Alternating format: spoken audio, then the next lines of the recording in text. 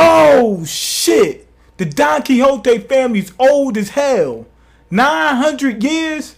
You already know what that means. That's some good ass foreshadowing. Usopp and Nami is heading out with their, dwarf army. But then the leader of the dwarves, he jumps out of Robin's titties with some news. Doflamingo, his family, the Don Quixote family, have been beefing with the dwarves for 900 years. Damn. Back on Frankie's end, right? The toy leads him to the flower fields, right? And they already have the army of dwarves there waiting, and Zoro's already there, right? And they're getting ready to start this, this war off. Plus, Usopp done got them into some shit. When they were there, right? The guy says there's some heroes coming, and Usopp done named everybody. Zoro Land, Nami Land, Luffy Land, Robbie Land, Chopper Land, all those people. He's basically put them in a position where they got to show off. And Zoro and what's my man Frankie, that part was funny as hell. He said they looked at it. They didn't even say anything. They just thought in mind, these motherfuckers done ran across Usopp.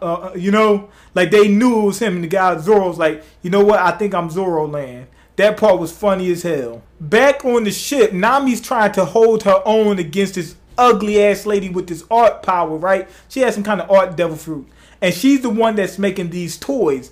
Basically, from what we've seen, she could change them to different types of art. So even though they look like toys, I don't really think they really are toys.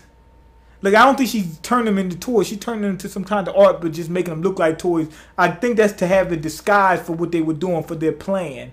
But this lady's powers is actually changing people. Like, it actually, they don't just look different. They are different. Like, what's his name? Chopper's horns turned into some, like, bunny rabbit. And it was, as from what we could see, they were probably, like, soft and floppy. So she made Nami's attacks and everything, like, useless. Back on Law's end, right? He's still getting fucked up. But then, in the midst of this fight, Doflamingo reveals that the tournament was a setup. He set that up for Luffy. This guy's extra smart. What he was trying to do was separate Luffy from Law so he can go fuck Law up, right?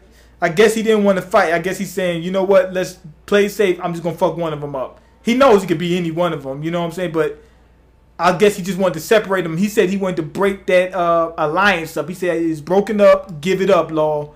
Law's still trying to hold off and buy time. I guess he's using the shit out of his powers to try to keep him and Fujitora at bay.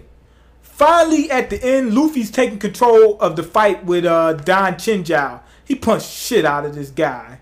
It made him, tuck in. Don Chinjao, he got hit so hard, he's like, you know what, I'm going to tuck my chain in. I don't know if this motherfucker going to take my chain.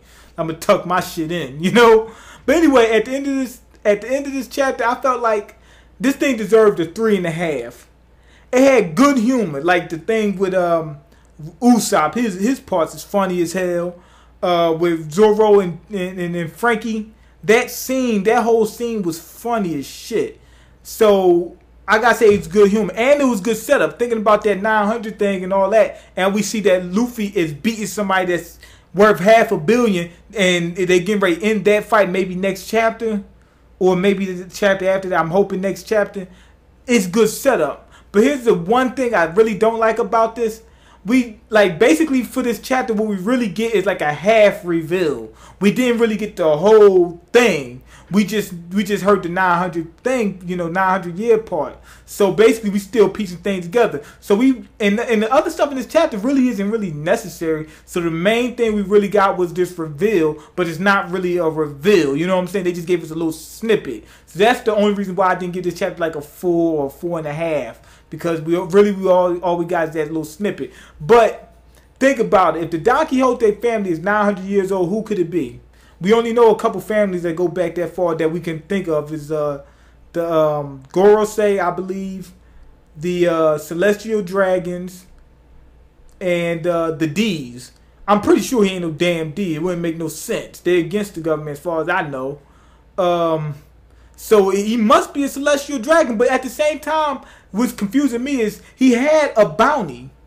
If I'm not mistaken, this motherfucker had a bounty, so the government was looking for him at one point in time. So did he hide? Like I said, remember I compared him to Sabo? At one point, was he ashamed of being Celestial Dragon? He was on the run and said, I want to live the pirate life. So he put on the front and said, I'm such and such, such and such.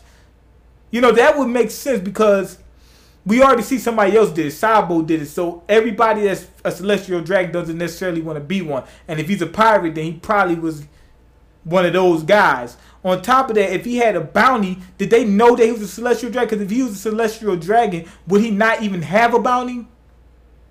Go ahead and leave in the comment section. Let me know what you think about that. You know, if you like the video, go ahead and click the like button and subscribe. Anime and manga means more. Celestial Dragons.